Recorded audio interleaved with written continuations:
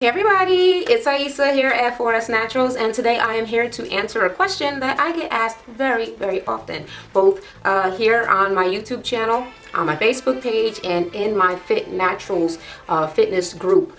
Here it is, right? Okay. I just washed my hair and conditioned it. Right now I have in my Aisa Naturals Honey Sage Conditioner. You can check out the review right here, I think, or there, yeah, wherever it goes. And I love this stuff, okay? So it's keeping my hair moisturized while I do this, because this is a little tricky. Specifically due to my texture, my hair draws up very small, very short, very tight, and gets very tangled, and can easily be very dry and, you know, crazy because of the porosity and everything. So the conditioner is doing me nicely right now. Okay, so looking at my texture, what would you guess it was? What would you guess? What would you guess? Let me see. Should I turn around for y'all?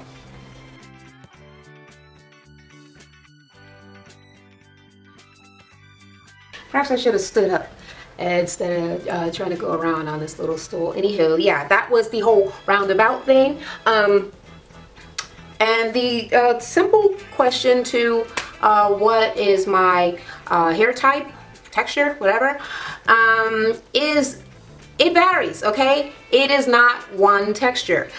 There is a part of my hair, let's say the front. Let's give all of the front a personality, and it is fine, extremely thin, very skinny hairs, right?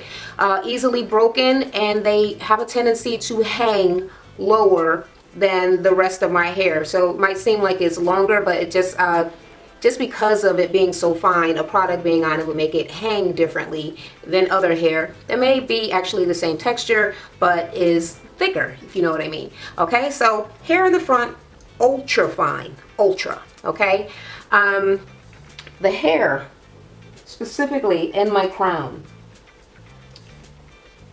is very thick. The individual strands are much bigger, much larger, and I believe that the correct word is coarse. Now I know we use coarse to mean all different kinds of things in the black community, but coarse and fineness actually has to do with the thickness of the strand. These strands are very thick. As a matter of fact, I had a consultation with Dr. Carrie Williams. She's a I'll write the word, I can't remember it right now, but she's like a scalp doctor type person, right? And she actually was looking at my scalp because I thought I had a scalp disease, and she was looking at my hair. She had like a microscope that was on my scalp, and I could see it on the screen, and she was like, wow, your hair in the front is so thin, like the hairs are so skinny, they're so microscopic. And then we got to the back, and it literally looked like a change, like it was doll hair, like it was so thick. She was like, now these strands are so much thicker. So that is probably why I find it so much harder to comb this area. I believe it to be a different texture or hair type, as well as a different porosity and and thickness, right? Okay, so I think the mass majority of my hair is 4C. I do very often online see people say that their hair is 4C, and I don't believe it to be actually 4C, or even mostly 4C, mainly because every hair that is not 4A doesn't make it 4C. 4B is an actual category of hair. It is coarse, well, coarse is not the right word. It is very tightly coiled, but not as tightly coiled as 4C. So very tightly coiled hair, ain't nobody taking nothing from you. You can still call it nappy or kinky or whatever word you want to call it. Highly coiled, highly textured, it's all still that. But there's a difference between 4 and C, and we can't just act like they're the exact same type of hair, you know what I mean? Okay, so like I said, I call my hair 4C because it, first of all, look how small it shrunk down to. And look at the characteristics of it. It doesn't have any elongation, like, whatsoever. It doesn't move. Okay. I see a lot of people, they're like, I'm 4C. 4C hair can do this. 4C hair. Yeah, when you stretch it. But if your hair is moving around and doing all kind of extra stuff while it is wet, it may not be 4C. And unless your hair is 4C and it hangs, but it would have to be pretty pretty long, because I've seen people with, you know, back length, waist length hair shrink up to this small. So I don't know how long your hair would have to be for it to literally hang, okay? Mine hangs when it's dripping wet, but then this is gonna happen. This is inevitable, okay? So let me get a little bit closer. Okay, and here we are a little bit closer. And once again, I do apologize for all the whiteness from the conditioner, but I couldn't just not have conditioner in my hair. You can see the extremely tight little coil things and all of that going on. All up and through the thing. It would seem that I'm a true 4C all over. Except that I'm not. And let me tell you why. And this is just my random shed hairs and things like that. Okay, let me see. Okay, this is a coil from my hair. Sorry, I can't get a better shot of it. But yeah. See if I can straighten it out. And yeah. Okay, so some of them come in like a spirally, corkscrewy sort of thing like that. But a lot of them have no rhyme or reason, like the way that one looks right now. And it's just jumbled in any which way, not a uniform spring or anything like that. Just straight up very tightly coiled hair that draws up on itself, which is what you can see with most of my hair. Now here's the tricky thing. Are you able to see these? These very straight strands of hair within my hair. And you can see that they are straight from root to tip, right? So it's not heat damage or anything like that. These are also in the front where my hair is extra fine, which is why they may be harder to see as well. But in the midst of all of that extremely kinky 4C hair, I have very straight strands of hair all throughout the front anyway. I've actually never checked to see if the back had this going on, but it's very evident in the front of my head that I have a lot of straight hairs. This hair is most evident around the perimeter.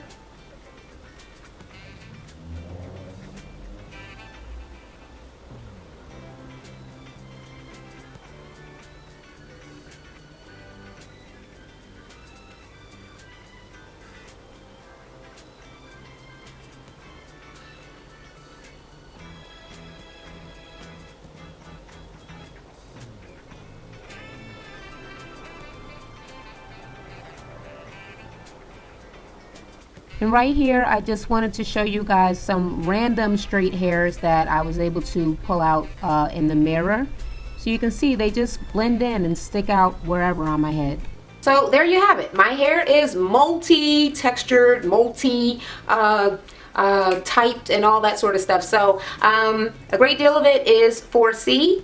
I know very specifically this side is extra 4C, especially the lower part. It is extremely fine. It is thin, whereas some parts might give me, like if I were doing a twist, it'll give me a nice full thick luscious twist, whereas this side will give me all kind of limp hanging down see-through sort of twist. And then when I take them out, have a beautiful twist out on one part of my head, and here the hair will just only slightly have a tiny little wiggle in it, and it'll be pretty flat, won't curl on the ends, and any attempt to separate it literally will just turn it into an afro. You cannot separate it at all, okay, unless you're going for a lot of frizz. I have to always do that. I have to separate it just because I don't know why this very section is so much different than the rest of my head, but this is absolutely 4C, does not take shape very well, does not hold a style, and definitely always wants to revert back to an afro no matter what,